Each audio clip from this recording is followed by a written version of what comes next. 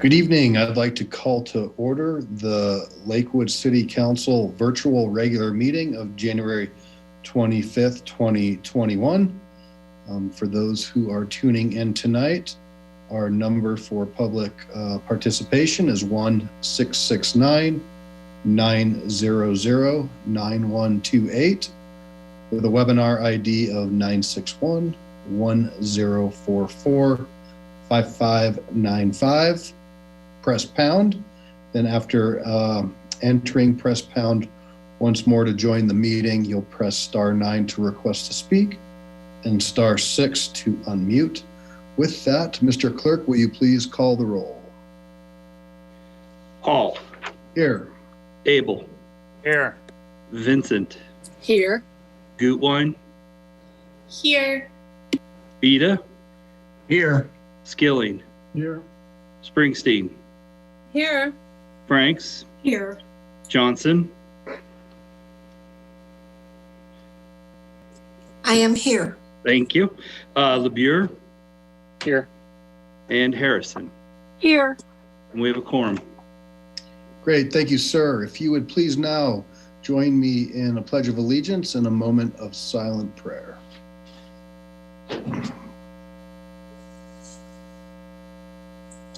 I pledge allegiance to the flag of the United States of America and to and the to the republic republic for which it for which stands, stands one nation, one nation under God, indivisible, indivisible, with liberty and and justice justice for all.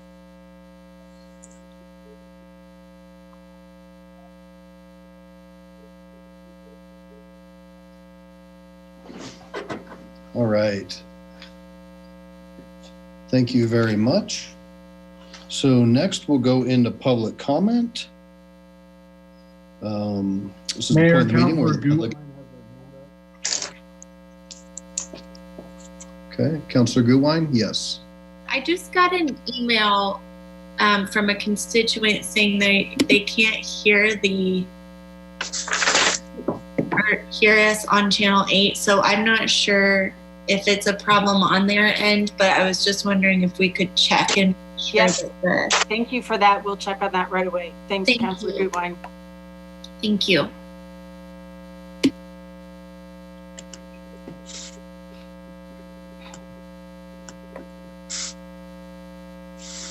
So I know that going in there was a technical difficulty. Why don't we give it a quick minute?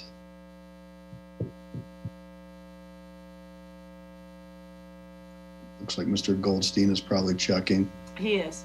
Okay.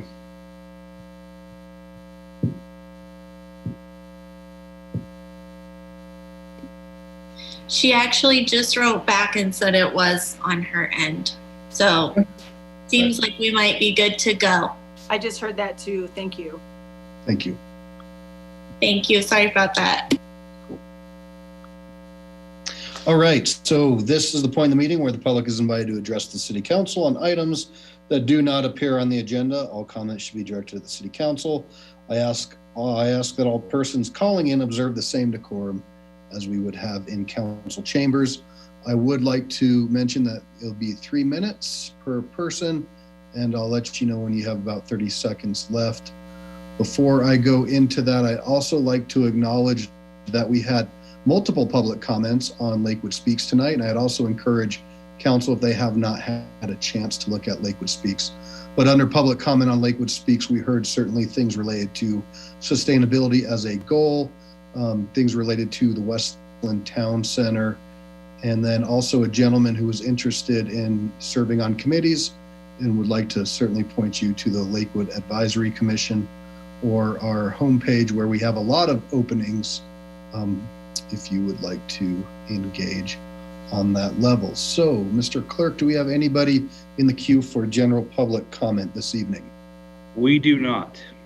Okay. I'll just make another announcement to anybody who may be tuned in. This is general public comment, and I'll give it another few seconds here.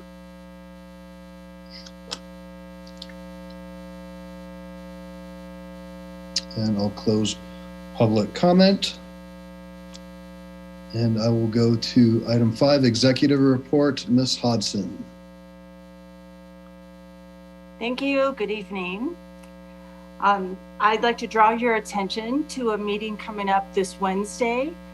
Well, actually, I'd like to say Councilor Beta and I would like to draw your attention to the Budget and Audit Board meeting on Wednesday, January 27th. Everyone's invited. It will be held virtually, of course, by the Zoom platform at 5:30, Wednesday the 27th. This will give us a chance to take the first look at our unaudited 2020 revenues and expenses.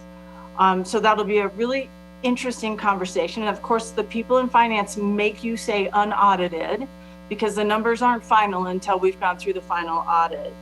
It will also give you an opportunity to get a preview of the study session review that'll happen next week on February 1st. So I hope I didn't steal your thunder there, Councilor Beta. Maybe you could remind folks at the end of the meeting as well. We'd love to have you all attend. And it looks like we have a new member that will be introducing that evening. So that's something to look forward to as well. Wednesday the 27th. Also, a reminder that this Saturday is our 2021 annual planning session. Also, that'll be held by the Zoom format. It'll be our first time trying to have a planning session by Zoom, so that'll be interesting. That's the 30th. We start sharply at 8 a.m. in the morning. We're anticipating only taking about half a day, ending around noon. Reason being, as I understand, retreats or planning sessions are actually pretty hard after about 4 or 5 hours. So we're going to try to make it condensed and get as much done as we can. Of course, if we need to reschedule more time, we can do that. You've already submitted your proposed initiatives, and I believe the mayor sent those out at the end of last week. Our facilitator is Heather Bergman again this year, and I believe most of you, if not all of you, have met her. She gave you an assignment over the weekend. It's a quickie. Part of it informs a meeting opener, and another part is about working together. So she's given you a deadline of close of business tomorrow to get that done. So please do so and turn that into her. If for some reason you've misplaced the email with the link of those of that survey, it's actually just one survey, just let me know and I'll ask Donna to send that out again, or Heather, or however that works. I'll make sure it gets sent out again. So that again is due tomorrow evening, Tuesday, close of business. So thank you in advance for your attention to that. And finally, it's my pleasure to welcome in and introduce our new in-house city attorney. I'm going to hope she turned, there she is. Hi, Allison. This is Allison McKinney Brown. She started last Tuesday and she keeps coming, so which is a really good sign. We're already delighted to have her, and we're learning a lot about how to have an in-house attorney model. So she comes with great wealth of information. And Allison, if you're willing, would you at least introduce yourself and say a few things about yourself so the viewing public can get to know you a little bit? Certainly. Thank you very much for your kind words. My name is Allison McKinney Brown, and I am a lifelong city attorney. That's the only type of law I've ever practiced. And I've been doing this for almost 30 years. And I am looking forward to the challenges of working at Lakewood and developing an in-house model. It's a great team, great staff.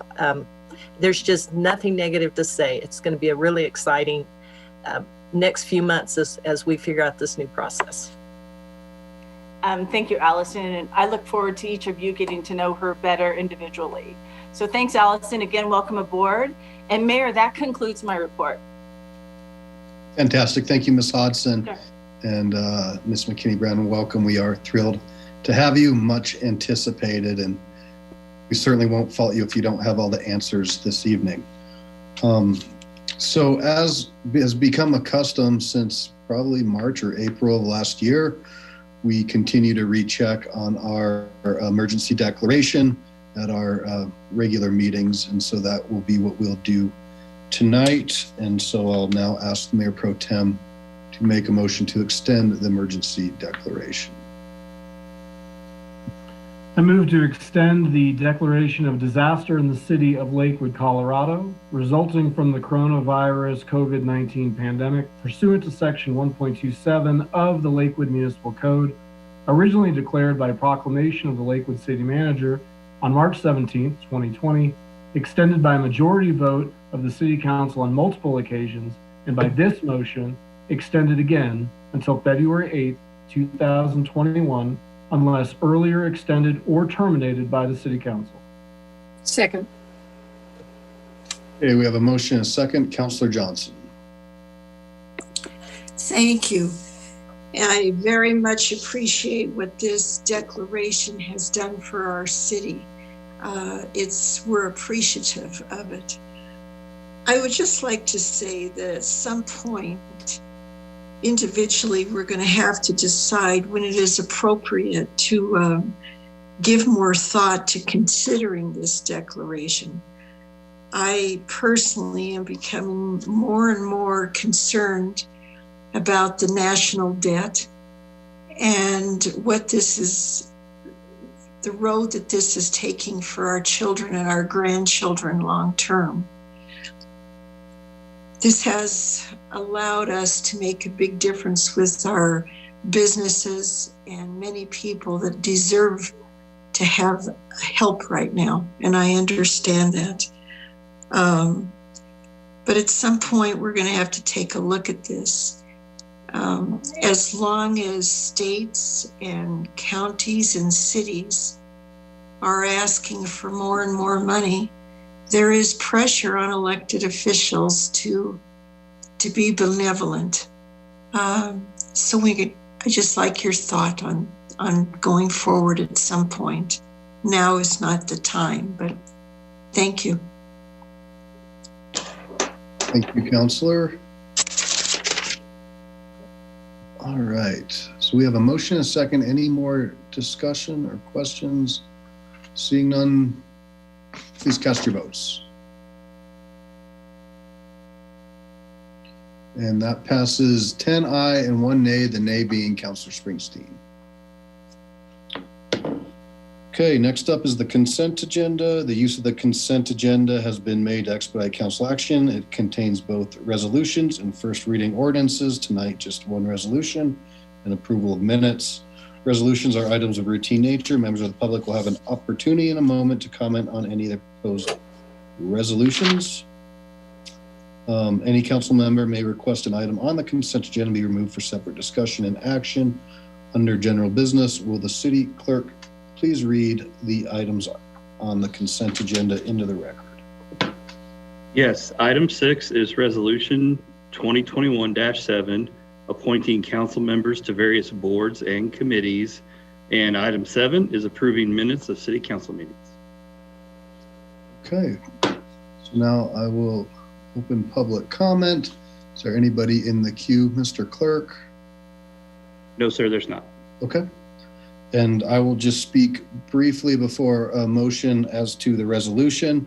I appreciate we had some great conversation and certainly had that at the council meeting as well as individually, and everybody's willingness to serve. I tried to place folks as equitable as I could, paying attention to certainly issues related to job and family, and also tried to find things that would be of interest. So with that, I'll now ask for a motion on the consent agenda.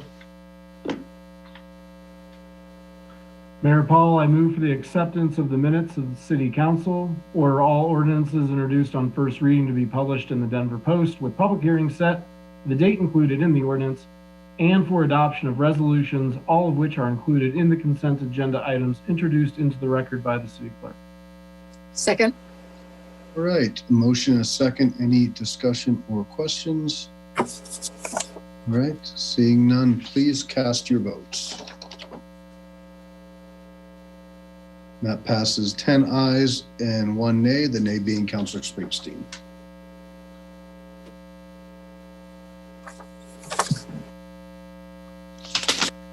Okay, we are moving right along.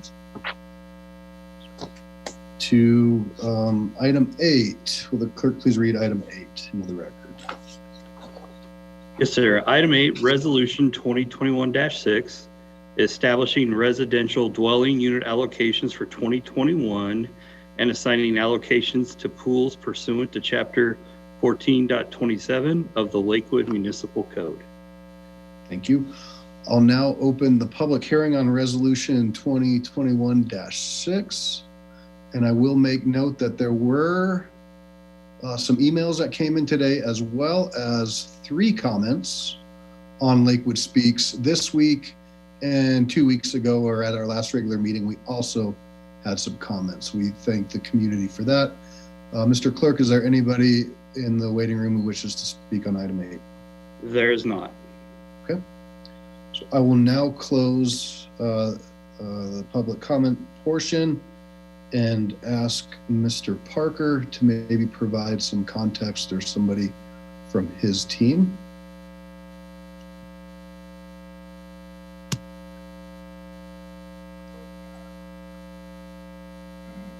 Good evening, Council. I believe that you all have had a chance to see the video that we put online. We laid out a few options for you all to consider in terms of the number of allocations that are discounted this year to continue to account for authority to continue. The baseline 1% this year is 701 units. And depending on which option you choose, will result in a different number of allocations that are actually created this year. Happy to talk through those options if you'd like, or just jump straight to questions about the different paths forward. Great. Thank you, Mr. Parker. And again, I want to thank council too. I know you've been active in reaching out and trying to get information and questions, as this is not always cut and dry. And so I'd like to start with Mayor Pro Tem Skilling to kick us off with any comments. And then I have Councilors Franks and Harrison. Yeah, thank you, Mayor. I just wanted to remind folks that this is the continuation from 2 weeks ago when this resolution first came up. This is our annual duty under Chapter 14.27, in which annually we will provide, we'll be given the number of allocations that are available, and council's primary job is then to assign those into the various pools as it sees fit.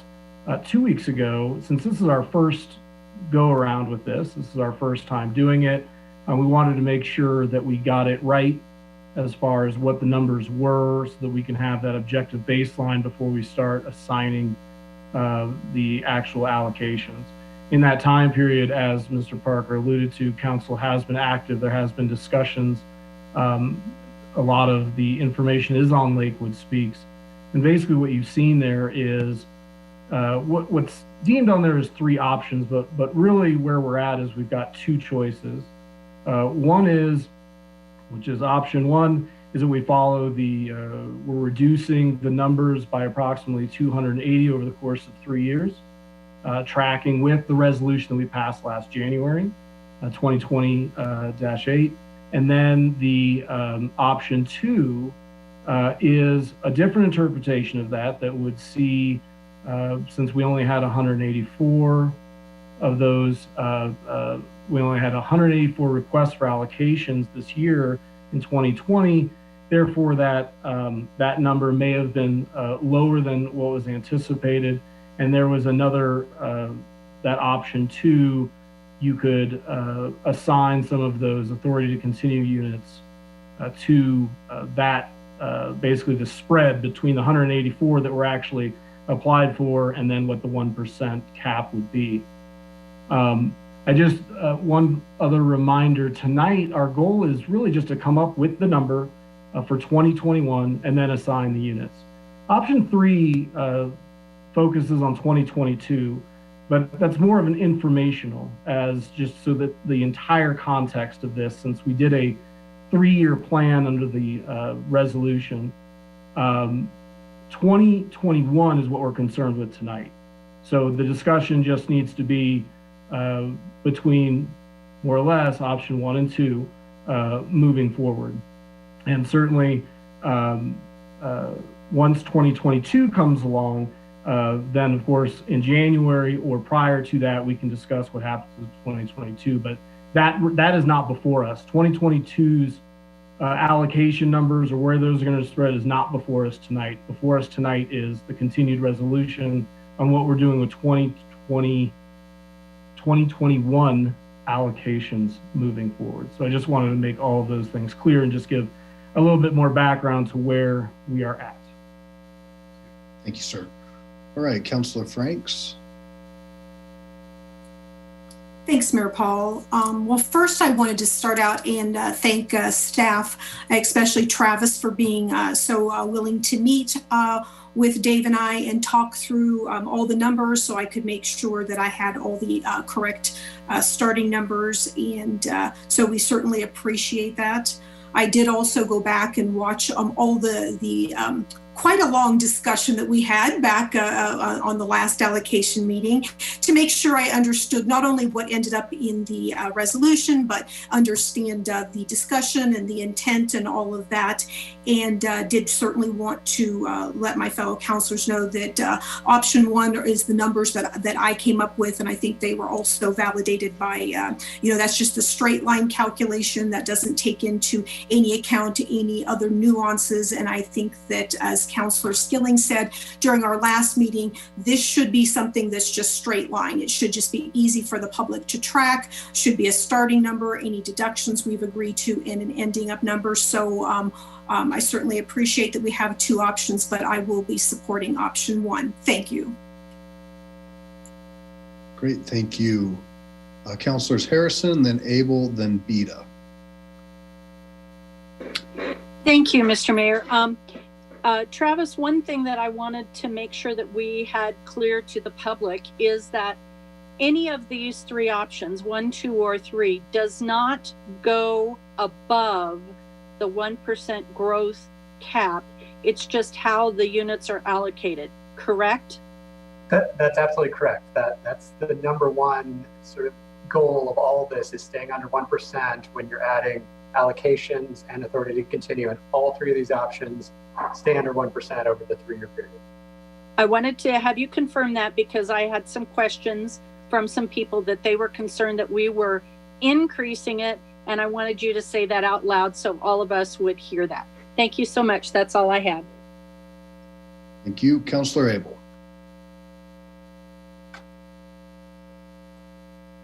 Thank you, Mayor. I agree with Ms. Franks about option one, and it is, frankly, what we have already approved on this, and now it's back in front of us. I think all of the options have some merit. With option, I look at it as kind of like an equity loan. We have an overage right now. We didn't have a lot of allocations claimed last year, so we have that number at hand. We can either take that number and pay down the equity line, the amortization of those units with authority to continue, which we planned over 3 years. And we can, by using option one, pay that down more quickly. I think it is imperative that we get to the normalcy of the 1% as we envision after these units with authority to continue are complete and are no longer part of the equation. It simplifies everything. So I would prefer to go ahead and use these extra units to pay down the amortization and get to the real business of the uncluttered SGI sooner than later. Thank you. Thank you. Councilor Beta.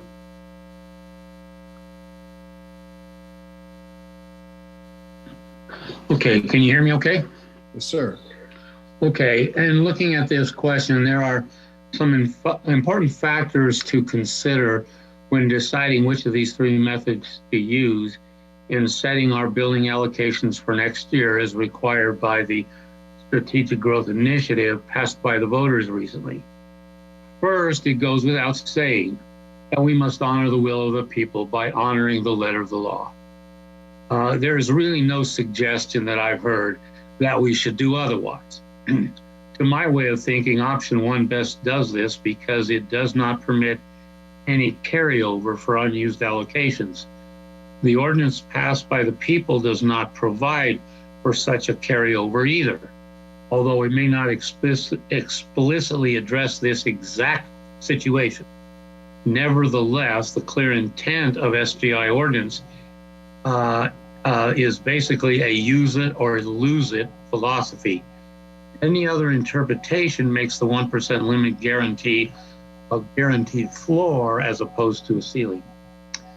Now, secondly, consideration, options 2 and 3 uses the authority to continue, which we refer to as ATC, which we passed last year as council by a split vote, and it was not a unanimous vote by any means on the ATC, and now we're using ATC or potentially, if we were to go with 2 or 3, as a way of leveraging unused allocations into future years.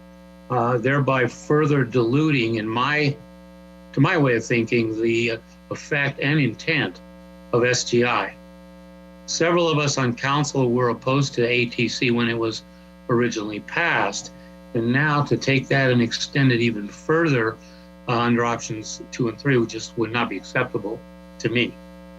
Third, I think it's important to point out that any suggestion of modifying or deviating in any way from the intent of SGI must be met with an insistence that such modification can and should only be done by a revision to the ordinance itself and not merely a resolution of council.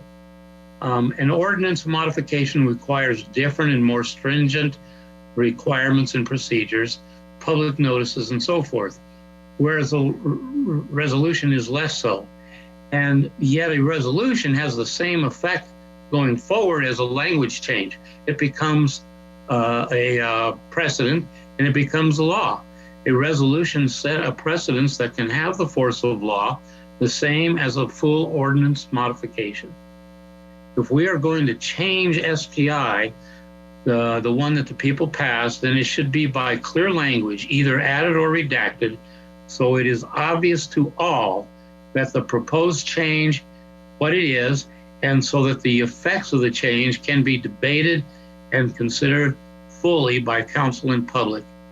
Option 2 and 3 have the effect of setting a precedent for which I am not willing to accept at this time using a mere resolution.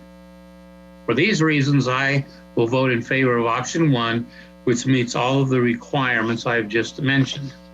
I would also like to commend Mr. Parker and his staff for their diligent efforts on this allocation question.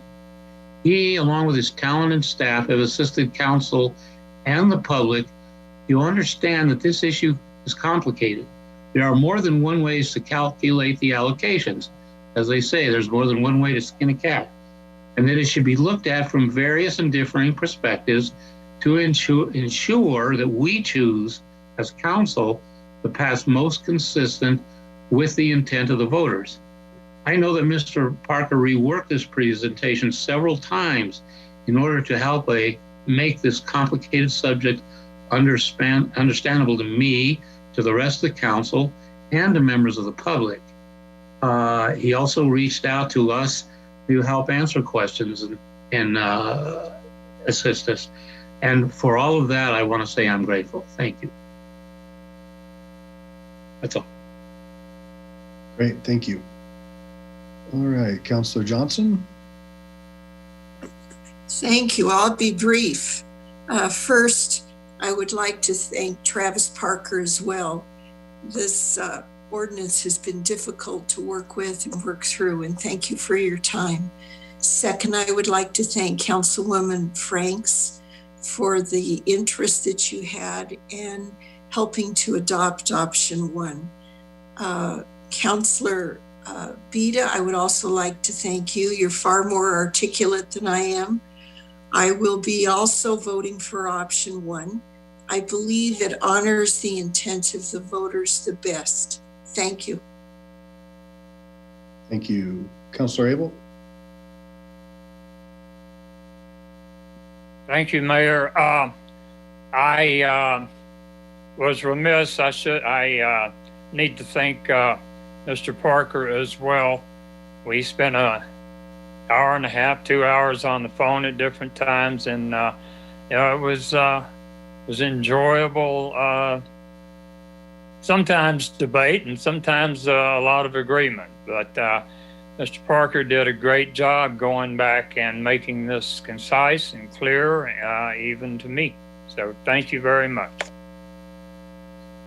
Councilor Gutwein? Thank you, Mayor. I actually had a quick question for you, Councilor Abel. What you were saying about the payback and the amortization, I think that made a lot of sense to me in terms of wanting to pay it back earlier. But then I got a little confused. Are you, in my mind, will be paying it back earlier using option 2, not option 1? So I was, would you clarify for me? I apologize. Councilor Abel, go ahead. Actually, we could pay it down by the entire remaining overage of allocation. And it would pay it down faster. Option 2, I believe Mr. Parker explained to me, would use part of the overage to turn into actual allocations to be issued next year, if there's demand for them. So by using option 1, this entire balance, how many is that, Mr. Parker? Well, it depends on which option we go to, but 400 under option 1. In option 1, there are 700 and I don't have that number. 767-ish payback. Okay, so that would we would use those to pay down the amortization that we had figured over 3 years. So it will pay it back a little more quickly. Mr. Parker pointed out also that market forces might determine that fewer allocations are used next year. Of course, on the other hand, we could have a quick rebound and more would be requested. But the more we pay it down now, the sooner we get to the end of the amortization period, and we go to just the pure math on 1%. Thank you. And so I just want to make sure we're all on the same page, because if we pay it down earlier, in my mind, that would be option 2. Is that, Travis, could you maybe explain how the pay down would work in option 1 versus option 2? So I guess the difference between option 1 and option 2, and I'll throw option 3 is basically the same as option 1 in terms of the number that we discount this year. But the difference between option 1 and option 2 is whether or not we're using unused allocations each year to pay down the authority to continue. And option 1 says, no, we're not doing that. So we have, and that number is 727 left to pay back this year and next year under option 1. Under option 2, we only have 498 to pay back this year and next year. And option 3, we'd have 498 to pay back, but we could do most of it this year. So that's sort of the difference between the 3. So we would pay back earlier under option 2. In theory, yes. I mean, you'd have less to pay back next year. Okay, so I think, first of all, this is all definitely confusing. So just gonna acknowledge that right off the bat. And I do think that there's merit for sure in the different options. I think that, you know, option 1, in my mind, the real point of option 1 is it's using the number we agreed on and that is in our resolution. Whereas option 2 is really about using the most updated information that we have, because we know more now about what was used than we did when we passed resolution 2020-8. And so my feeling is that we should use the most up-to-date information that we have, and that it should be reflected in the accounting for next year. So I think that I would be leaning to option 2, because I think it will, to Charlie's point, get us back on track and back to a simple 1% calculation faster, which I think is really good. And I think that a couple other thoughts. One is, I really want to make sure it's clear to everyone in the community that no matter which of these options we are looking at, they all follow 100% of the growth cap, and they all will keep us under 1% growth for the years of 2020 and 2021. And it's just really important that everyone knows that we are not subverting this policy. So I think that's hopefully the most important message that people can hear from this, is that we will not exceed 1% growth, not in any of these scenarios. I'm just going to leave it at that for the moment. Thank you. Thanks. All right, Councillor Franks, then LeBeer, then Mayor Pro Tem Skilling. Thanks again, Mayor Paul. Appreciate that. I think for discussion purposes, so making sure our community is educated, it's important to know that of those authority to continue units, 735 were already issued, so if you're looking at the way we handled the ATCs was across a 3-year period. So certainly to say that we haven't already exceeded that, we certainly have in year 1, but if you're looking at the 3-year period, which is what the ATC 2020-8 resolution was intended to do. Also, if you read the resolution, it was prospective, talking about 2021 and 2022. It did not provide for a provision to go back to 2020. So I believe, again, I'll reiterate, I think that the SGI does not talk about a floor. It only talks about a ceiling. And so I think that option 1 by far is the one that stays the truest to the growth initiative, the truest to the resolution, and the truest to the discussion that happened at the night that 2020-8 was passed. Thank you. Thank you. Councillor LeBeer.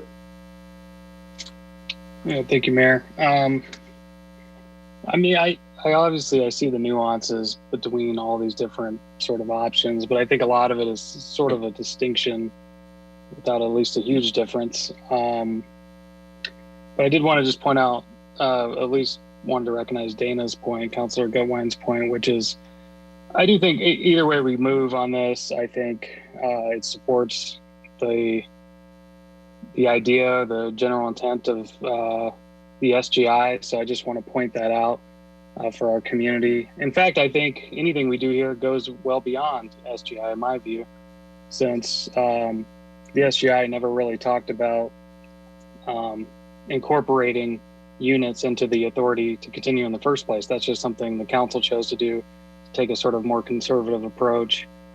and to incorporate these units into our 1% cap. So I think we've kind of gone above and beyond either way you look at it. The way I read it, it seems like option 2 would speed things up and help us just get to the 1%, where everybody says that we're trying to subvert. People are emailing us talking about council trying to subvert the SGI. That's what they're talking about. They want us to get to just the flat 1%. That's fine, and that's where we're trying to get. But I think when you read the entirety of the SGI, there are things about annual allocations and about council votes on 40 units, and there's the authority to continue. There's a lot of other provisions that we're really trying to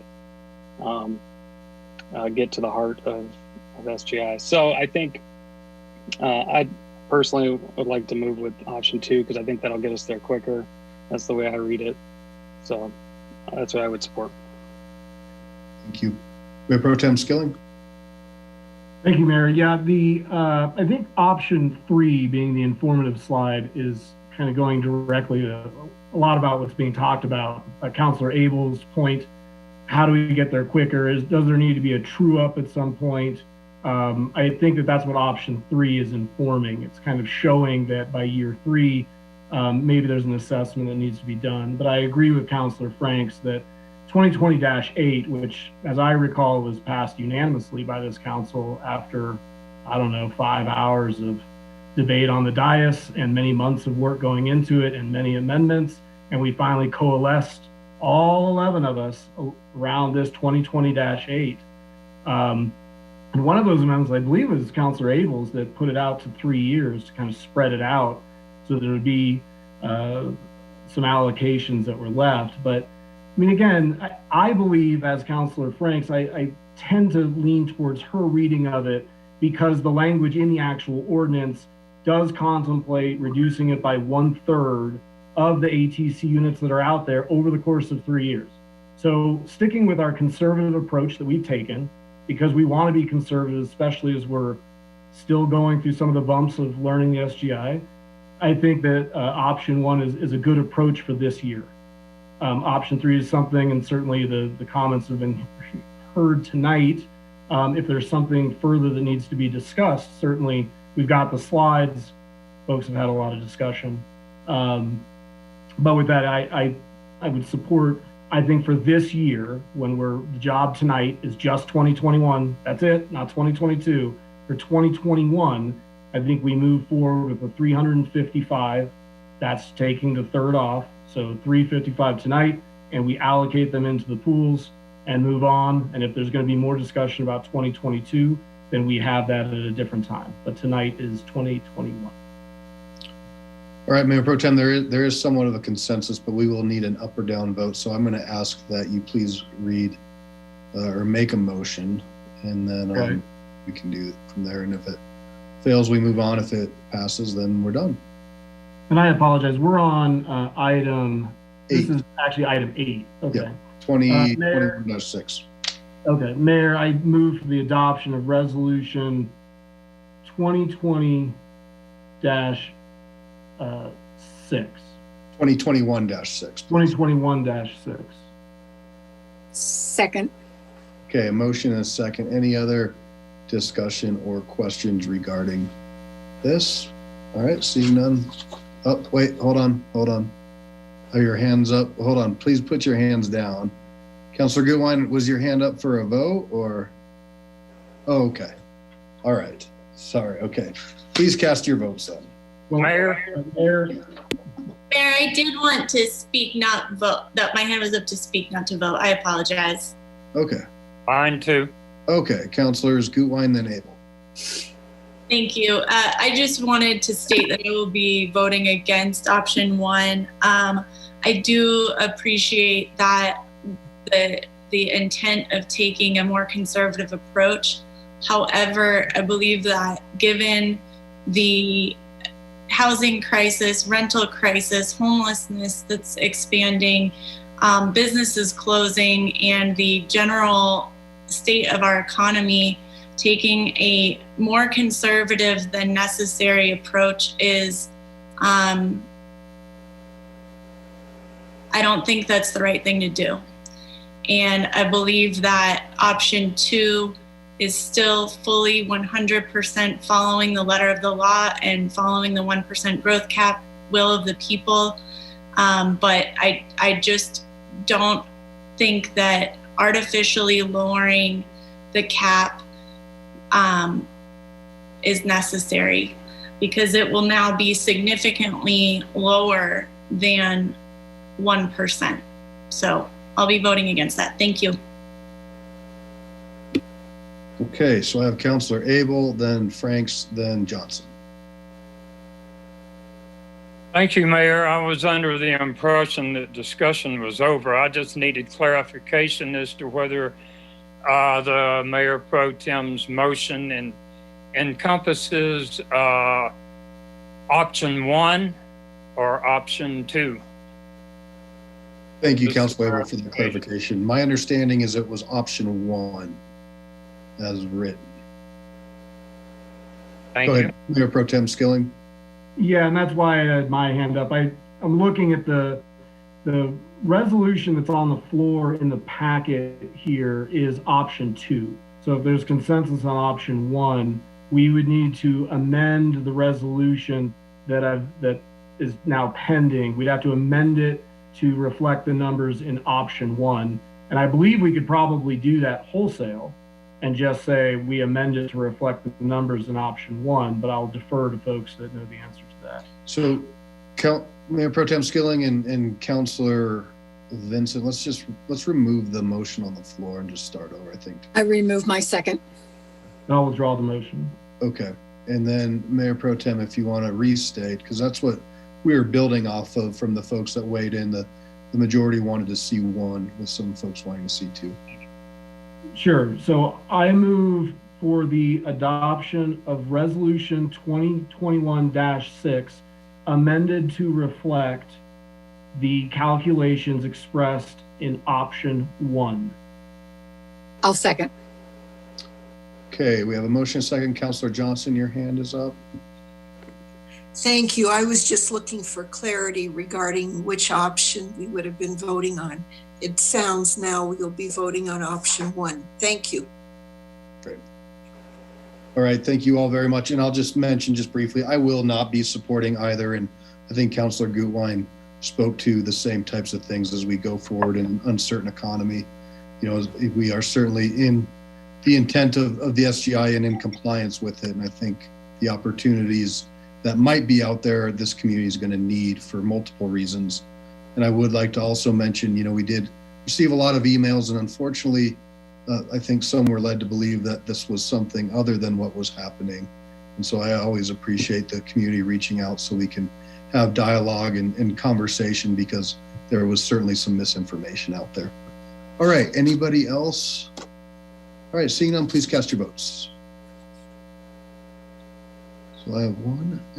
So I think it's probably going to be 6-5 in favor, and the nays being Paul, Harrison, Vincent, LeBeer, and Gutwein. Awesome. All right, thank you all very much. So I will now open the public hearing on item 9 and ask the clerk to please read that into the record.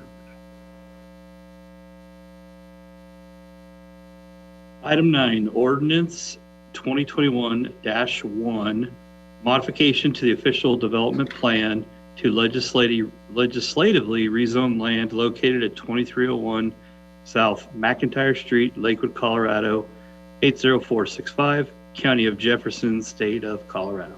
Great, thank you. I'll now open public comment, and I don't think anybody weighed in on Lakewood Speaks, although this is kind of the second time we've seen that.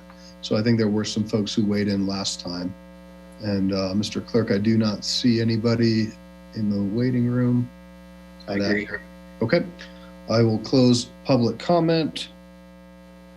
And again, turn it to Mr. Parker to maybe frame this issue as well. A little bit of a refresher for council. Actually, I believe that we could. Karen Mueller's here from staff to talk to this, and Brian Connolly is here on behalf of the developer. I'll turn it over to Kara.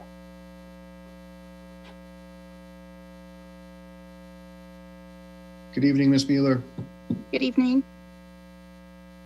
I'll give a quick overview of what's happened since the beginning. My name is Kara Mueller. I'm with Planning Development Assistance. The case before you this evening is the legislative zoning to modify the existing Soleterra Center ODP in order to include single family and duplex residential uses. The case is MO 20-001, and it's generally located at 2301 South McIntyre Street in the Rooney Valley. At the public hearing on September 28th of 2020, this body adopted Ordinance 2020-25 that approved an addendum to the development agreement for the Soleterra Center Official Development Plan in regards to vesting. The development agreement is the document that sets forth those terms and conditions upon which those vested rights for the property for the owner can be divested, whether that's a city action or an initiated measure.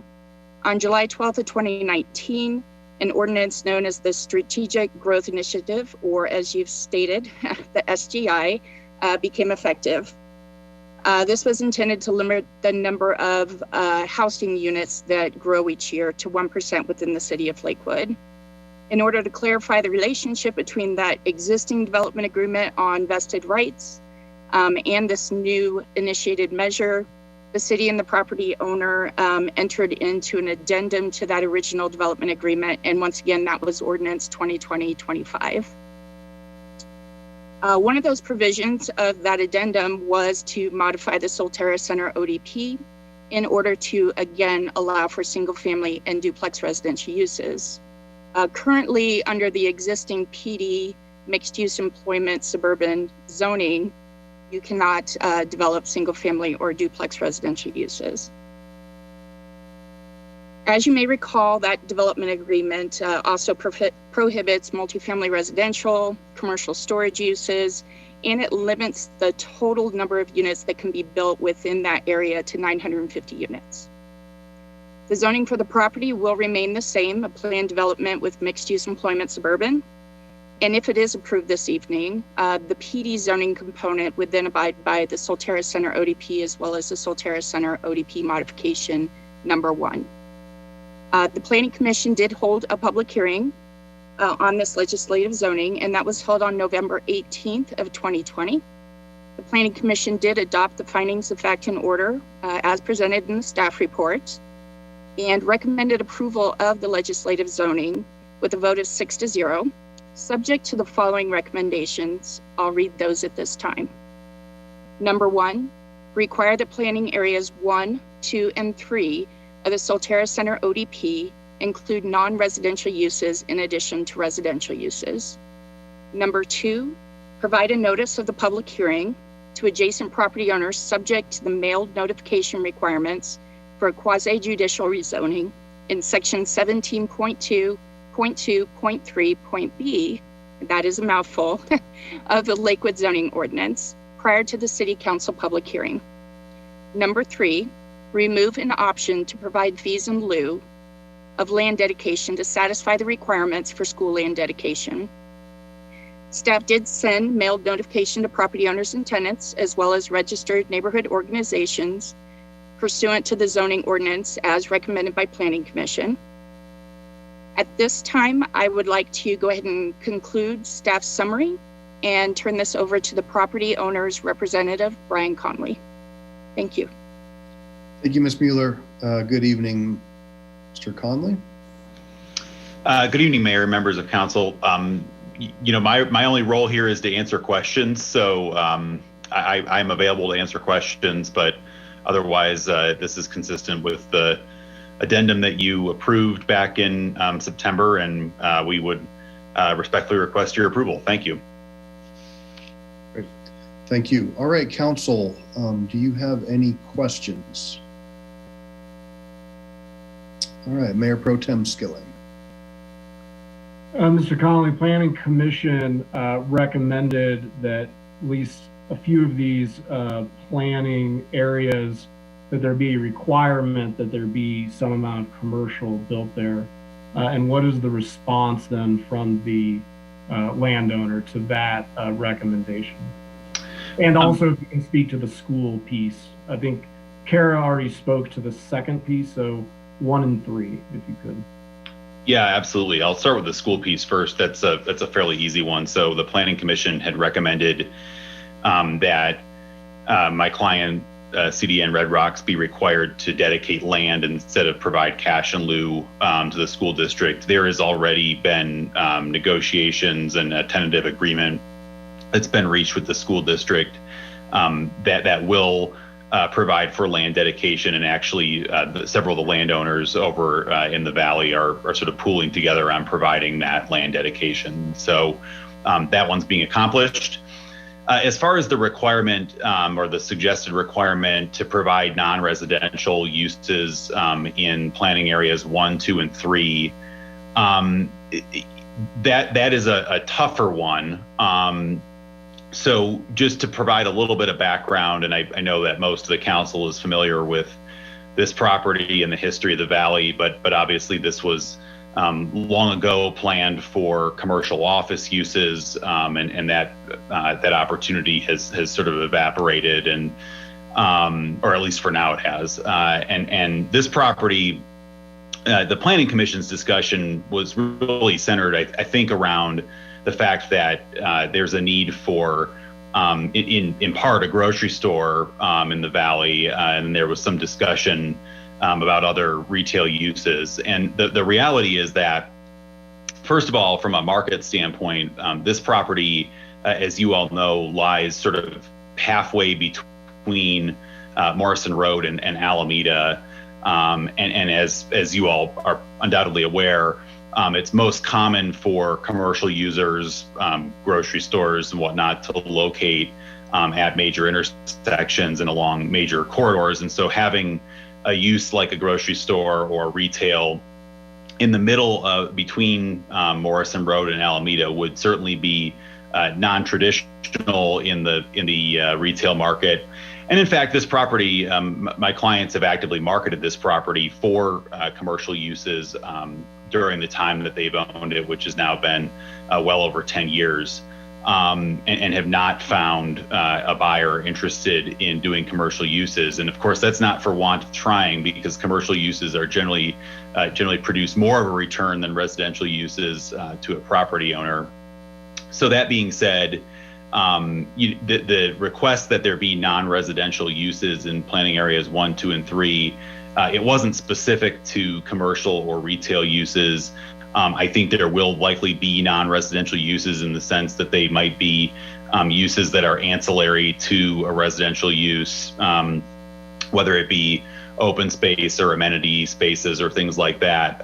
But the current plan is that those planning areas that are closest to the highway would likely be used for a townhome use, sort of consistent, and then the balance of the property could obviously, under this amendment, be used for single family or for an attached townhome or duplex type housing product. So I think that's probably a long-winded answer for you, Mayor Pro Tem, but hopefully it answers the question. Okay, I'm seeing a yes. Councilor and I would just also add, sorry to interrupt, Mayor, I would also just add that we are not removing the non-residential use allowances in the ODP. So obviously, you know, the current market with COVID is a real challenge for any type of commercial, whether it be office or retail, but were the market to materialize for commercial uses here, like I say, those would obviously be more valuable to our client to use the property for commercial. And so if the market were to shift and permit the development of commercial uses on the property, I think our client would be very interested in doing that. Councilor Johnson. Thank you. Actually, Councilor Skilling asked the questions that I was interested in as well. Also, I'm assuming that there is adequate water for this area and the sewer connections will be appropriate and necessary that you can get? Yeah, to my knowledge, there will be adequate water available when development commences. Okay. And then one more thing I noticed in reading it, that this property can have educational and institutional campuses.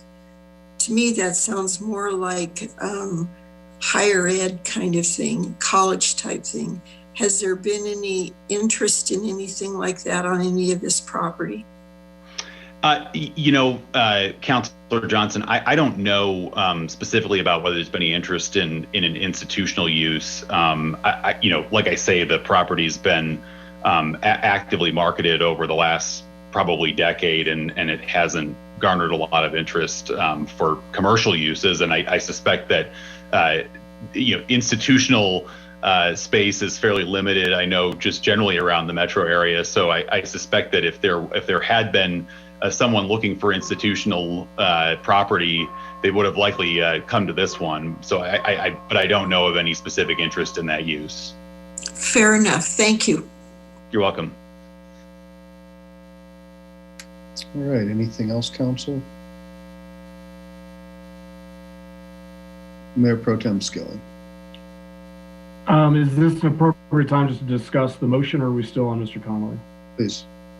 I just want to reiterate again, as we had told council when this first came before us last year, this was something that Councilor Franks and I were in very much support of, and had worked on this to try to get I think it was 1,600 and some odd units that could have been built under the original ODP, and the multifamily is now, we've reduced that to 950.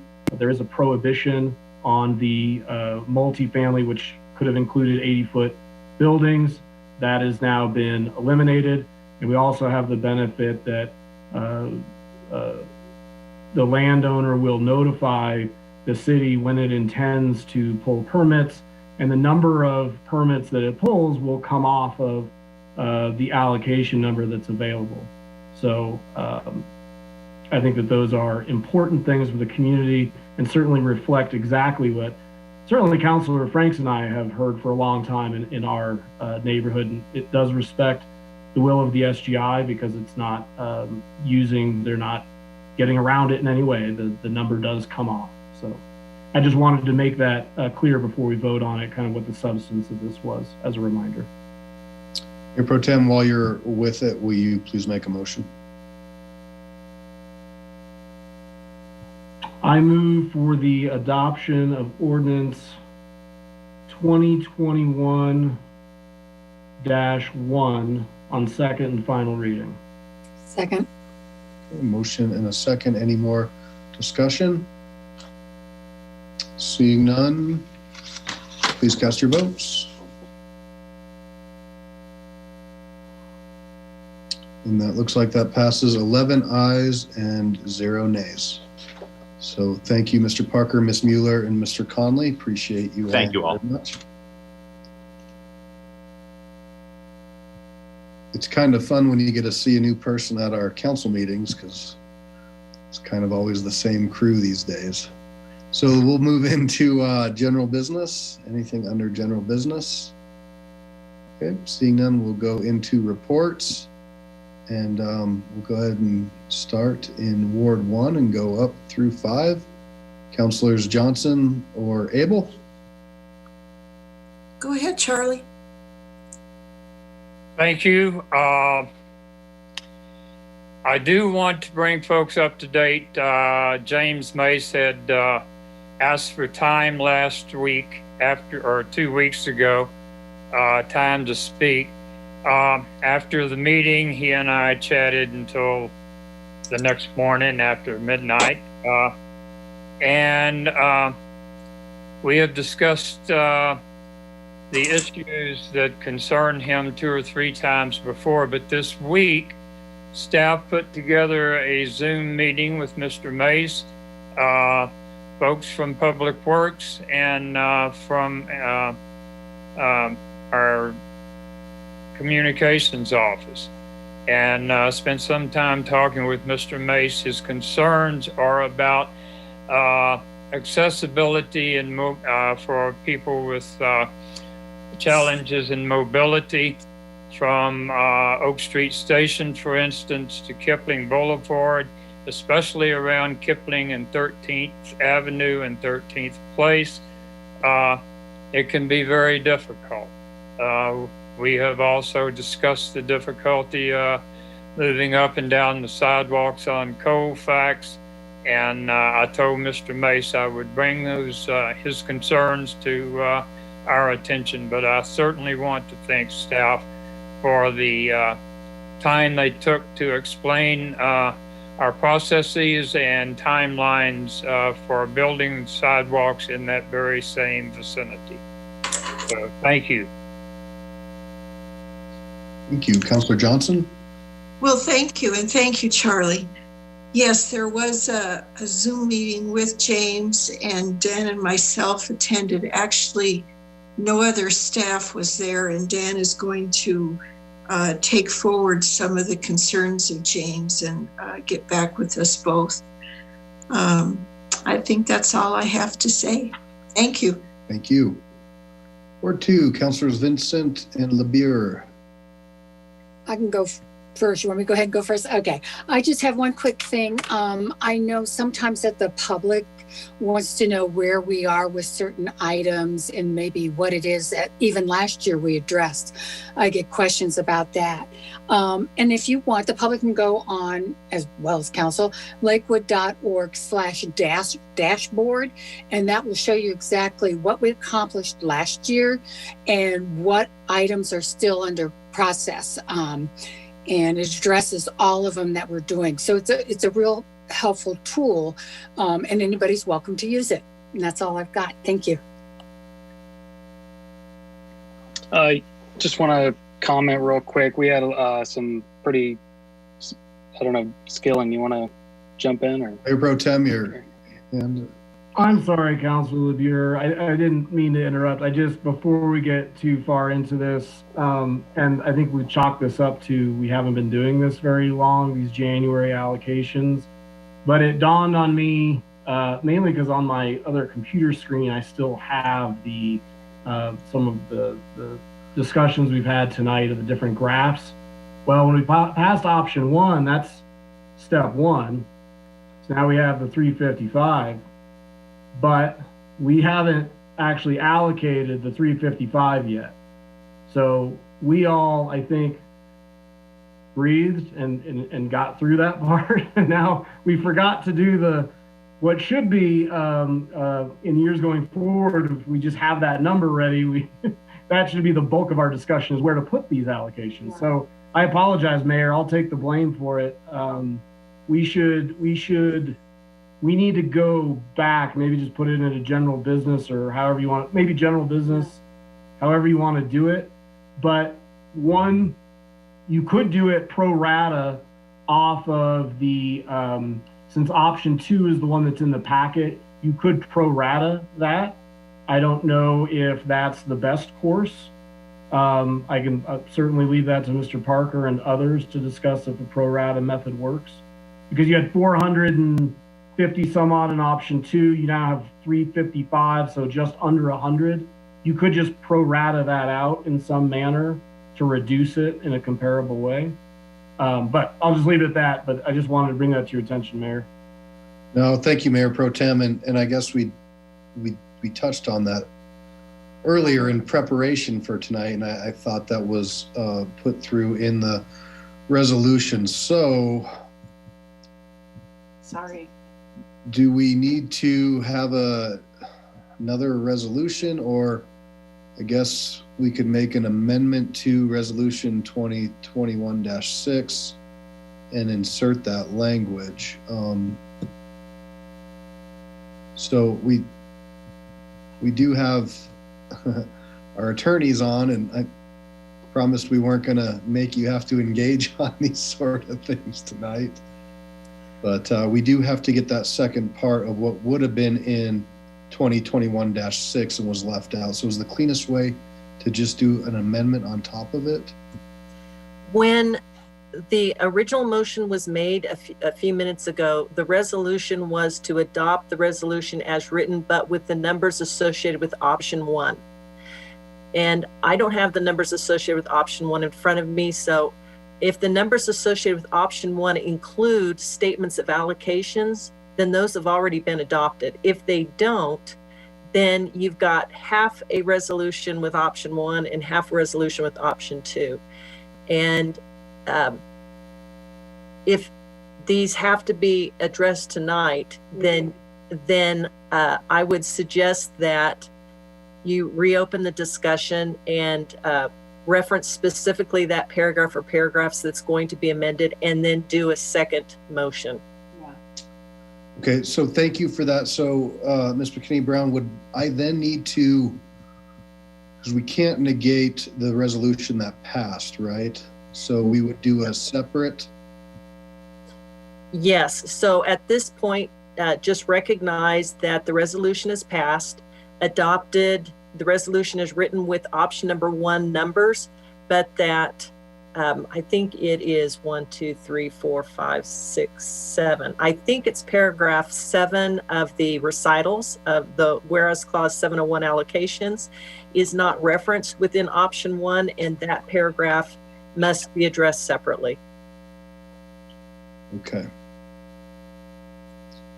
So I see Councilor Beta, your hand is up. Did you have a question in regards to this?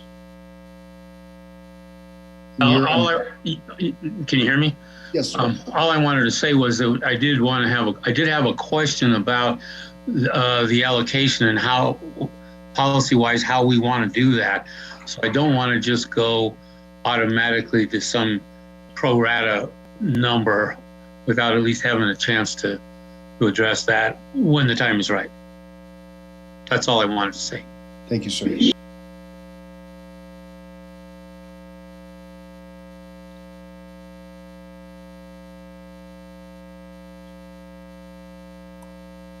So it looks like it's the whereas 8. So, Madam Attorney, go ahead, please. Mayor, and I apologize. I'm doing this off the cuff this evening, but I was noticing that there's a statement in the recital clause, whereas I guess that would be paragraph 8, but the actual amendment is to section 2 of the resolution. And section 2 of the resolution, which currently states 250 allocations are hereby assigned to the open pool, and then it makes the 3 assignments. And so the motion, when the motion is made, is to modify section 2 to reflect X. And X is whatever the governing body would like that to be. Thank you for that. And it sounds like there wants to be some discussion about that. So before we make that motion, why don't we have the discussion, and then we can get some sort of semblance of what this might look like going forward. So Councilor, I have Councilor Abel, Harrison, and then I know Councilor Beta, you wanted to discuss this. Thank you, Mayor. Just wanted to remind the folks that last year we did it a quick and easy way of allocating 60%, I believe, to the open pool and 40% to the affordable pool.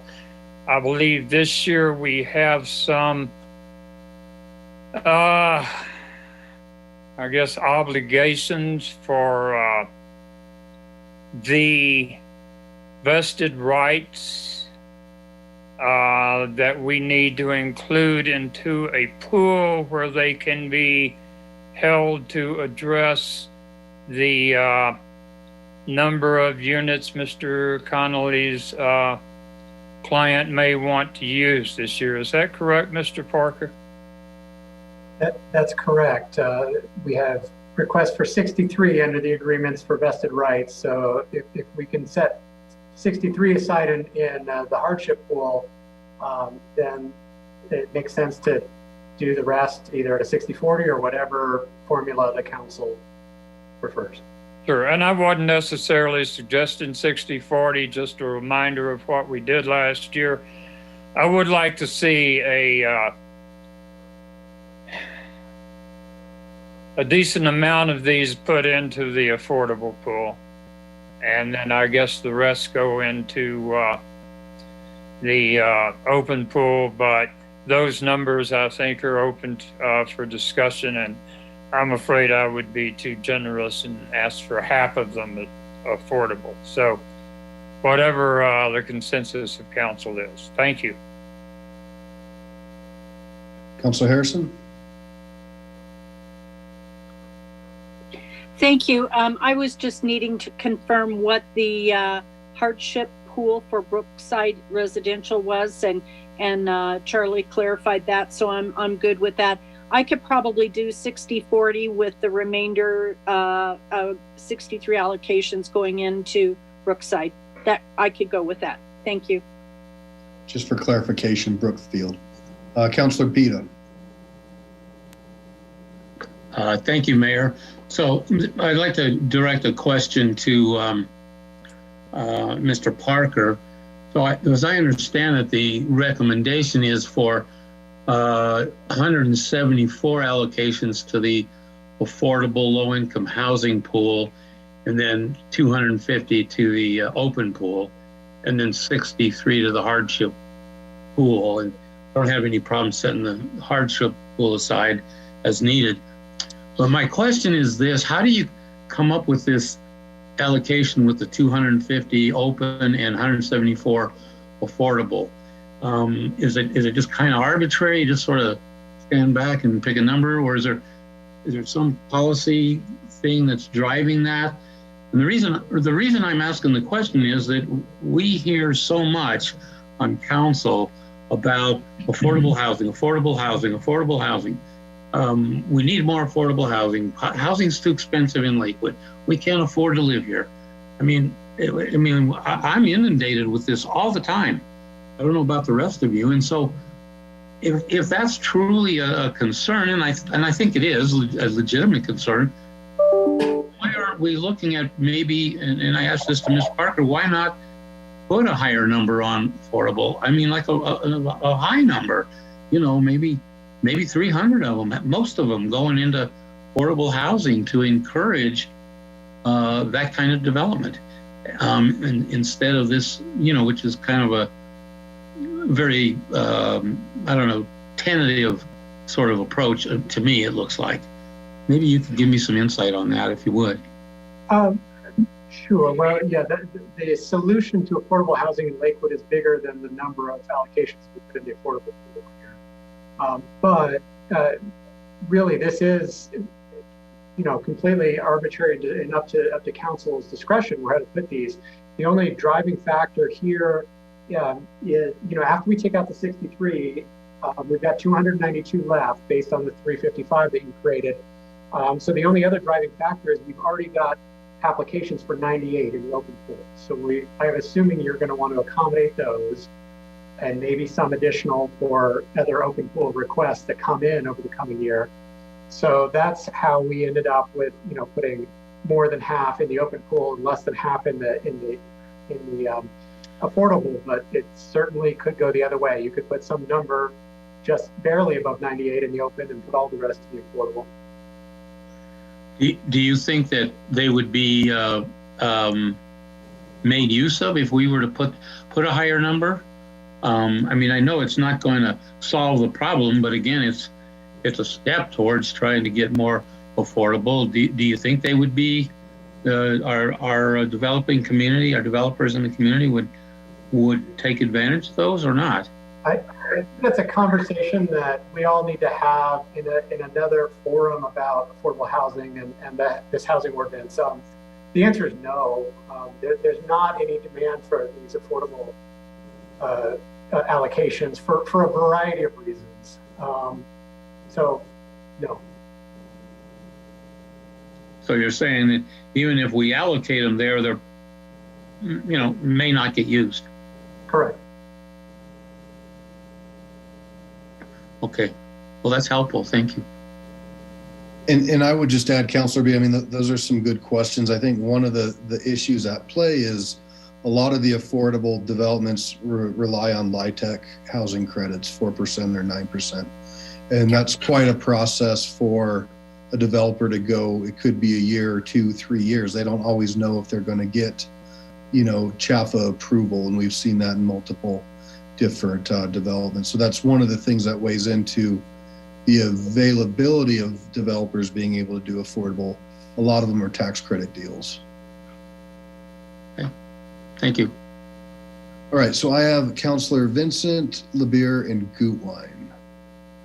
Yeah, you answered a lot of the questions. There are, since we have, I think, the last three in our ward, there's a lot of 9% and 4% tax credits. That's why some of the things we're trying to do is what they call attainable housing, which, you know, whether you think you can afford it or not, the market drives that's what it is, which is what would come under the open pool. So just for consistency's sake, to continue going forward, I am fine with the 60-40, and we can start establishing some sort of data around that. So I would support that. Thank you. Councilor, did somebody drop off? Councilor LeBeer, did you were Yeah, that was me. Yeah, I was just going to say, I've heard some of the same points that Councilor Bita brought up from some of our residents, and was just going to say, yeah, I don't think it makes a huge difference. So I really am happy to go with 60-40 or whatever council decides. Unfortunately, I wish it was more simple, but it's difficult to build these type of projects. So in some sense, if you think of if we did 50-50, well, 50% of nothing is still nothing. So until we actually have developers who have the right and the policies that actually help support these kind of projects, I don't think we're going to see a whole lot of them. But I'm looking forward to having those discussions in our development committee. So thanks. All right, Councilor Gutwein, and then Mayor Pro Tem, I'm going to have you tee up a potential motion after Councilor Gutwein. Thank you, Mayor. I just also wanted to kind of thank Councilor Abel and Councilor Bita for raising the question about affordable housing and its importance in our community. And, you know, I look forward to having more conversations about that. As everyone discussed, you know, all the many complicated factors that play into this. And then I just wanted to, point out that we had 0 affordable housing units that got allocations last year. Okay, thank you. So Mayor Pro Tem, I think that we've heard from some folks as you go forward with this to take the 63 off and then do the remaining 60-40 as a clean way. Is there some consensus on that, council, on a 60-40? So if I'm checking the math, we have Travis had said there's 98 in the open that's already accounted for in some way. Was it 98? Yeah, there's 63 in the hardship. That leaves 292 to split between open and affordable. So we'd need you'd need at least 98 in the open. But 60-40 of the 292 works out to 175 in the open and 117 in the affordable. So, and thank you, guys. I knew you had said the 98. I was just trying to clarify that had to be in there. To Councilor Vincent's point, though, I thought that there's been some alluding to the fact, and what Councilor Gutwein just said, that those aren't even being used. And if you can get attainable through the open, isn't that better than the affordable just not being used at all? So if we're going to do 60-40, I just wonder if we're missing something there, that we could really shoot ourselves in the foot if we put all these in affordable. Even 40, even though that's over 100 allocations, if those don't get used, is that going to be an issue? I'm just throwing that out there for discussion. That rolls into the general after a certain point, right? Yes. Yeah, that's the thing. It rolls into the general eventually. So I have some hands up. I saw some go back down. So Councilor Abel, were you going to talk about that rollover? I was going to mention that I believe when the second allocation period starts, is that correct, Mr. Parker? They roll over to the general pool. So then they're still available and they would still be available to affordable.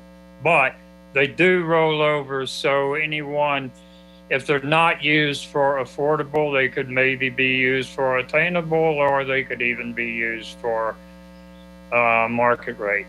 And of course, there are a number of folks who want to build a single family home or an ADU.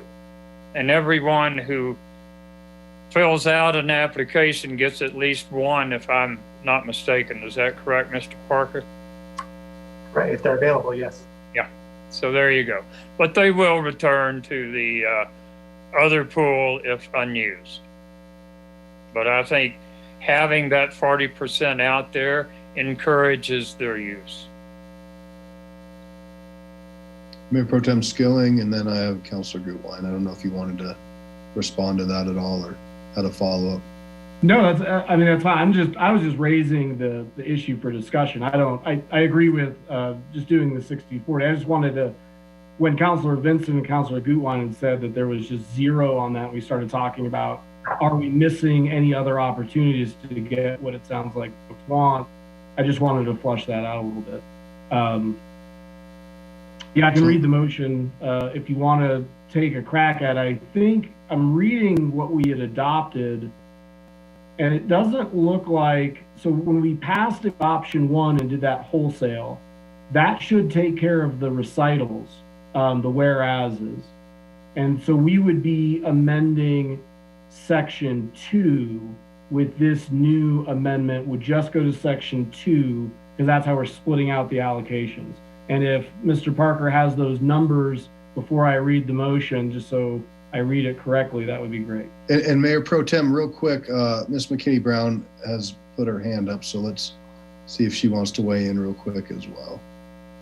Ladies and gentlemen, I'm actually going to amend my earlier advice. I've been talking with Greg back and forth about the appropriate way to proceed, and which was lovely having him on board for this first meeting. I'm going to actually amend my earlier advice, because section 3 says this resolution shall become effective immediately upon adoption. And to avoid any concerns that that there's been any violation of that section 3, I'm going to ask that you do a motion to reconsider 2021-6 and then put both modifications into a single motion. Okay, and so because there was a split vote, that motion to reconsider would have to come from the prevailing side. So one of the 6 that voted in the affirmative, is that accurate? Yes, and I know this is more complicated. Dealing with a resolution in the same meeting is very unusual, and I expect that I'll be more in tune with the agendas going forward. We won't be in this position. But this time, if you want to do a motion to reconsider, that would come from somebody who is on the prevailing side. Okay. Councilor Bida, your hand is up. Is that what you would like to do? Yes, I so move to reconsider the entire resolution at this time. I second that. Okay, motion in a second, and so I imagine that takes a majority vote. Motion a second to reconsider. Please cast your votes. So that looks like 11 ayes, 0 nay. Okay, and now we will start over clean-ish. Mayor Pro Tem. Can I just, before I start reading it, I want to read it clean as to section 2. So can I have those numbers that will go into section 2, please? Yes, 175 allocations to the open pool, 117 to the affordable, and 63 to the hardship.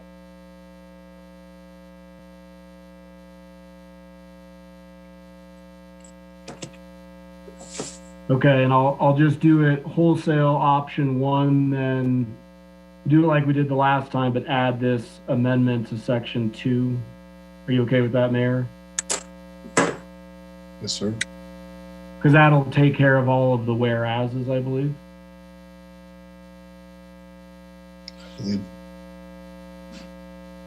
Yeah, I'm not hearing anything different. So yeah. Ms. McKinney Brown, are you good with that if we do it that way? Yes. Okay. All right. I move for the adoption of resolution 2021-6, amended to reflect option 1 from the staff presentation, and also to amend section 2 of the resolution to read as follows. 175 allocations are hereby assigned to the open pool, 117 allocations to the affordable/low income housing pool, and 63 allocations to the hardship pool for Brookfield Residential LLC. Second. All right, so we have a motion and a second. Any questions or comments on this redo? Seeing none, please cast your votes. Okay, and that looks like this passes, and I'm trying to do the math in my, so 8-3, the nays being Paul, LeBear, and Gutwein. Awesome. Mayor, if I could just apologize again, I'm going to take the fall on that one. I should have been more on top of that when we were reading it, so I apologize. No, we can all share in that blame. I'm just glad we had Miss McKinney Brown, Mr. Graham here to help us get that through. And we will now go back to Councillor LeBear, who was giving his Ward 2 update. Well, thank you. Of course, now I lost some of my notes, but all right, I'll try to freehand it here.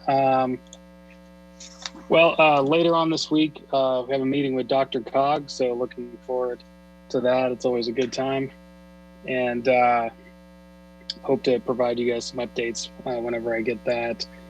To Councillor Abel's point, when he was bringing up some of the sidewalk issues, I don't remember the exact time frame. I think it's 2 or 3 years. I know Kathy would know, but Sharon and I are meeting with Public Works tomorrow to find out how quick those sidewalks have to go in. We know that it's a pretty rapid time period. I think it's a couple of years or 3 years or something like that.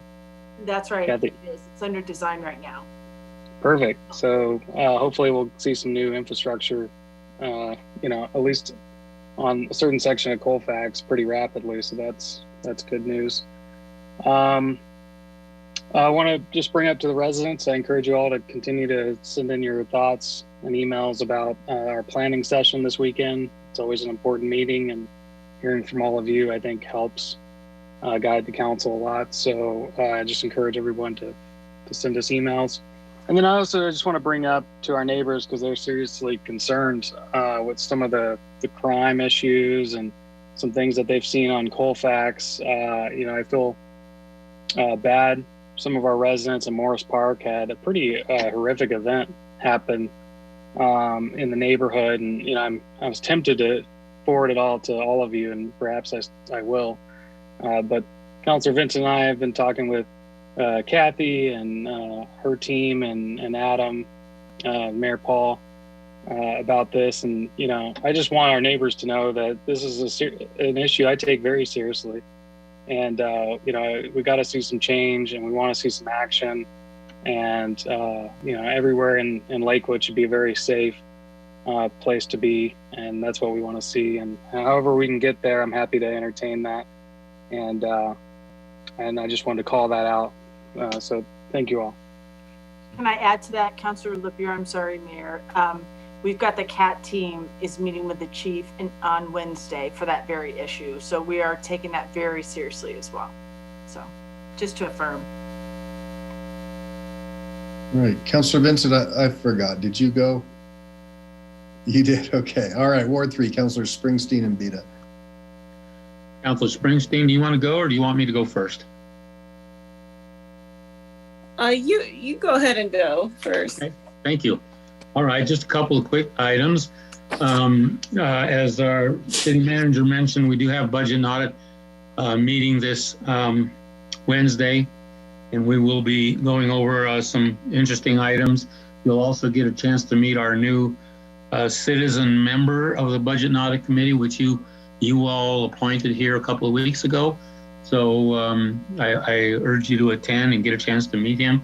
I think you'll really be very pleased with him. He's a very interesting, exciting young man, brings a lot to the committee. And then secondly, we had a ward meeting on Saturday, our virtual ward meeting for Ward 3. We had kind of a very quick response by Mike Whitaker from our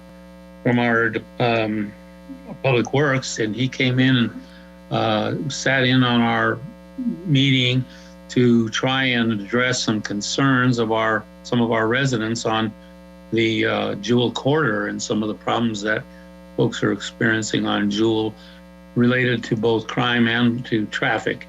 And I want to just really thank Mike for being willing to take the time on Saturday morning on very short notice. As a matter of fact, he was willing to do that on very short notice. And I had a lot of good feedback from our constituents about him doing that, and they thought it was very informative. So as a first step, we've got some work to do, and we'll be talking more about that with our manager and her team in the coming week or two to see if we can come up with some solutions to their concerns. But the first step was at least hearing our community, and Mike was a big part of that. So I thank him very much. That's all I have. Thank you. Councilor Springsteen? Good evening, everybody. Yeah, it was a good ward meeting on Saturday. A lot of concerns, safety concerns about traffic. In talking about this Morse Park and safety situation, I had put in a request for council action a couple of weeks ago, one of which was to form a committee on police policy and accountability in Lakewood. And I think this kind of thing kind of plays right into the need for that. One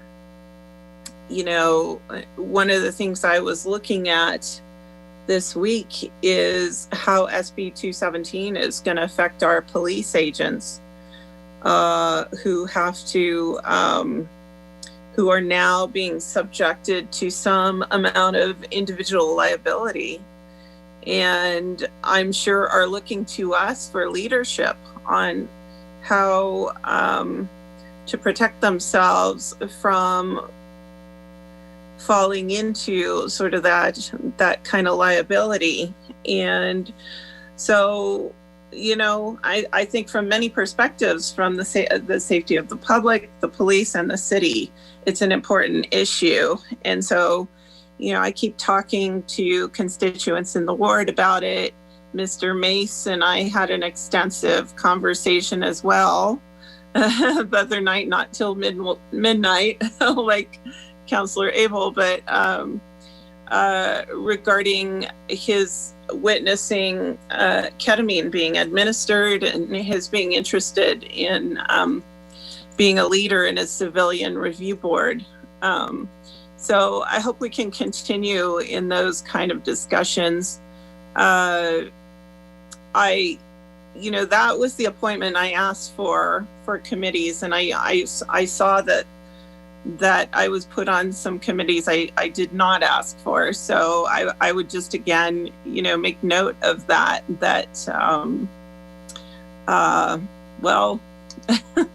it's not indentured servitude. So we need to kind of consider what people are willing to do. Still working on state legislation on ketamine with some of the representatives at the state level. I know there's been some criticism about what does that have to do with Lakewood? Well, what it has to do with Lakewood is it's happening right here in Lakewood, and we cannot be responsible for killing somebody in Lakewood. This is a life and death issue, like I've said all along, that subjects our city to a great deal of liability. And finally, my constituents have been asking why Ward 3 is not being represented in Council Corner and looking at Lakewood. And so I look back at what has happened, what has occurred, because I have never been asked to write for Council Corner since I've been a councilor. And last year we had Ward 1, 2, and then 3 skipped over, and then 4 and 5. And now we've gone back to Ward 2 again for the latest magazine. And so my constituents are wondering why Ward 3 is being treated disparately, and why their voice is being silenced, especially when there's such a large population of Hispanics in Ward 3. And you have Hispanic councilors in Ward 3 who can represent their voices. And so I guess that's an issue I've been hearing from constituents, is why their elected officials are being silenced in so many ways. So just something I wanted to bring up. Thank you. Mayor Pro Tem and Councilor Franks, Ward 4. Thanks, Mayor Paul. I just wanted to give folks an update on the Housing Policy Commission.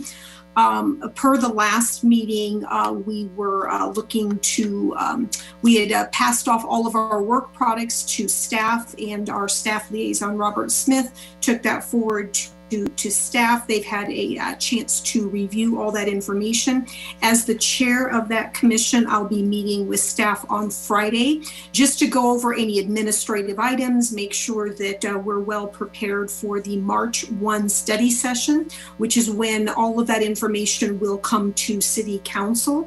And if it turns out in that meeting on Friday that there's anything that the commission, I believe, needs to review, we would schedule a meeting for sometime in February to address that. Otherwise, just a reminder that the Housing Policy Commission members, which is a total of 6, we filled out what's called an elicitation form. So all of our thoughts have been put down into that elicitation. So the staff is representing kind of all of that amalgamation of data in there.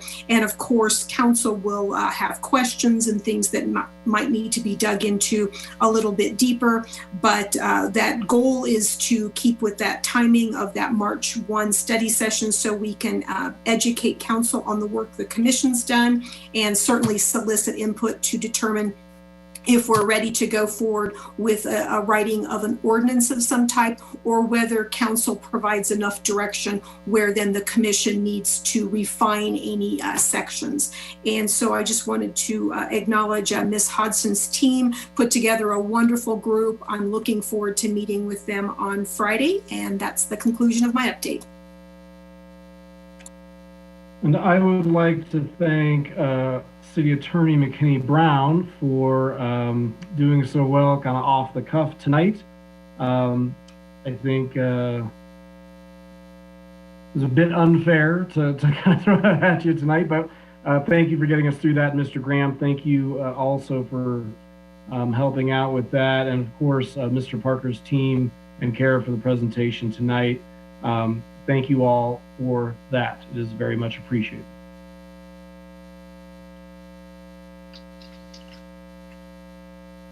Ward 5, Councilors Gutwein and Harris. I couldn't see your hand, Councilor Harrison, because it kind of disappears. And thank you. I also just wanted to give a thanks to Mr. Parker and your team, and for the multiple presentations, but then also I know many of us called you and asked questions and needed to walk through all of that, including myself. So I really appreciate your time, and then also really excited to have you, Ms. McKinney Brown, on board. Just very excited to have you here. And then I just wanted to tell people, I'm so sorry, I just got something stuck in my eye, But anyway, I just wanted to let folks know I've been getting some questions about vaccines and how they can get them, where they can get them. And I just wanted to remind everyone, we as council, unfortunately fortunately or unfortunately, don't have a role in that. But there is great information, or lots of information on the website of covid19.colorado.gov. And there are some wait lists that you can get on if you're 70 plus. And so there's links on there. There's a lot of information there. There's a phone number. I'm excited to hear that people in our community are starting to get the vaccine. And I just wanted to voice a real thank you to everyone on the front line again, as we, continue to navigate this, and our teachers and our firefighters and just everyone that's working to keep our community going. So just feel really thankful for all the effort, keeping Lakewood going forward. Councilor Harrison. Thank you, Mr. Mayor.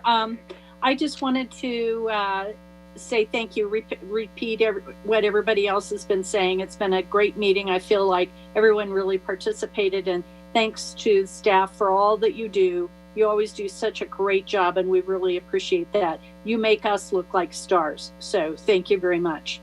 The other thing I wanted to do is, we also have another star, and that is Dana did a presentation this week that she was very much appreciated. Dana, would you tell us what you did?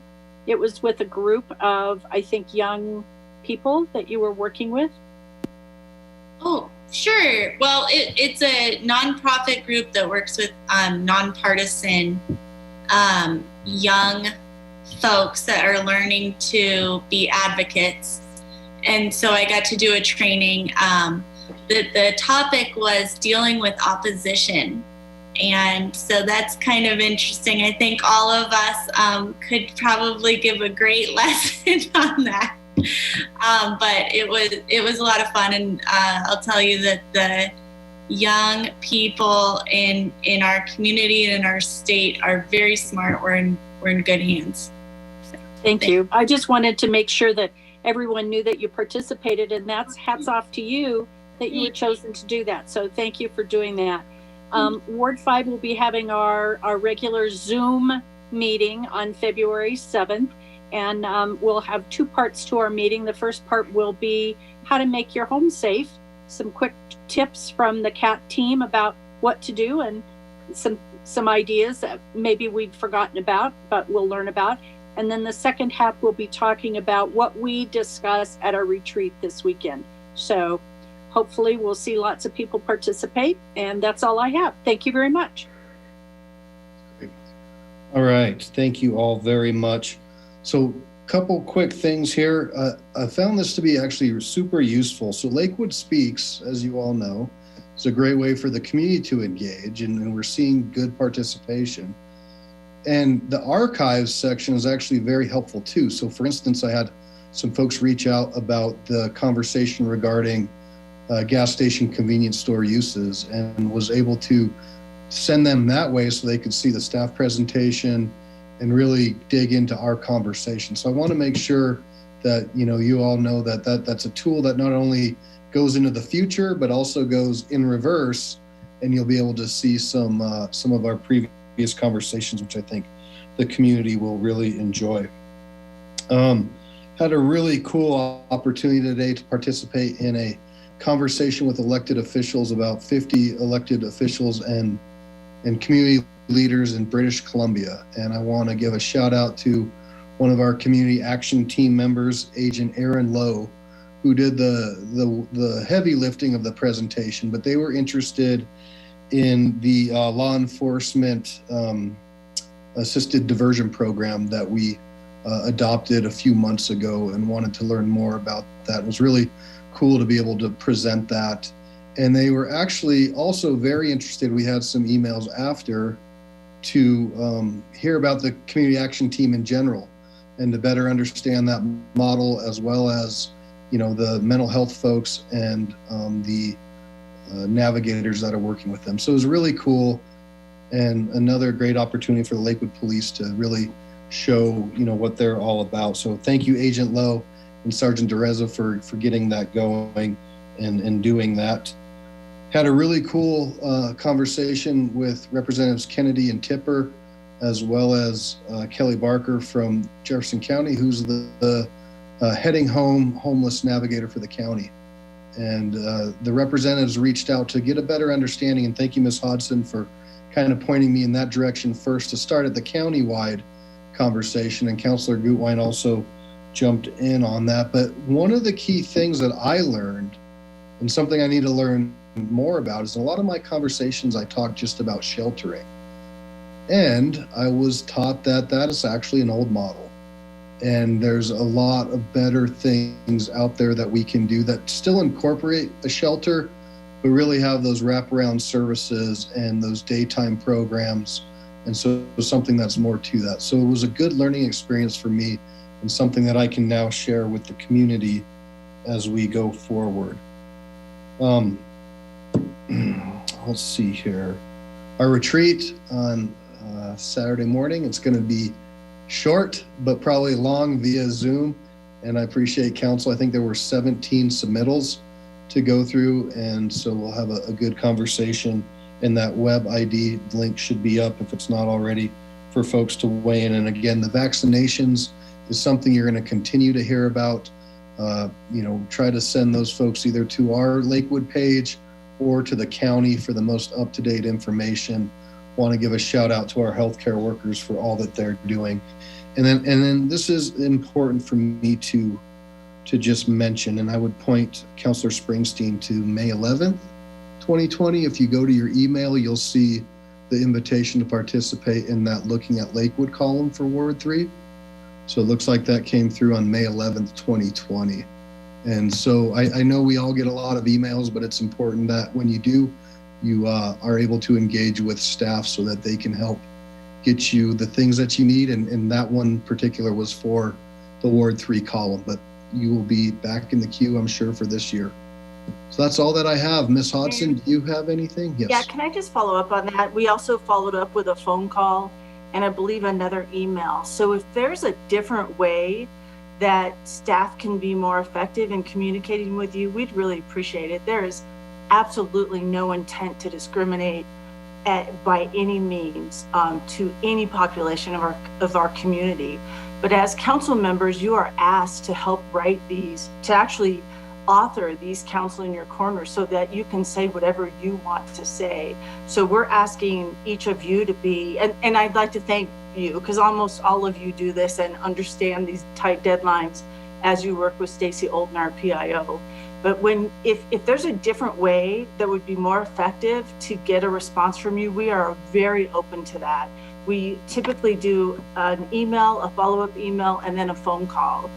And please, Councilor Springsteen, if there's another way that would be more effective, please let us know, because that's absolutely fair to the community that your voice is heard as well. So thank you. Yeah, that's funny, because I had multiple telephone calls with you, Ms. Hodgson, right around that date. So it's interesting it didn't come up. But this is, I'm sorry, I'm not the communications person. Stacy Olden is the person that gave you a call, and I can show you all the record of her correspondence with you, and it just went unresponded to. So please hear that. Stacy Olden is our PIO, and she's the one that manages all of our council in your corners. So that isn't something I personally do, but she's very good. I guess that didn't get through to Councilor Bita either then somehow. Well, he can speak for himself, but he's a part of this correspondence. Mike, do you want to respond, or you don't have to if you don't want to? Well, I do remember getting the correspondence, okay?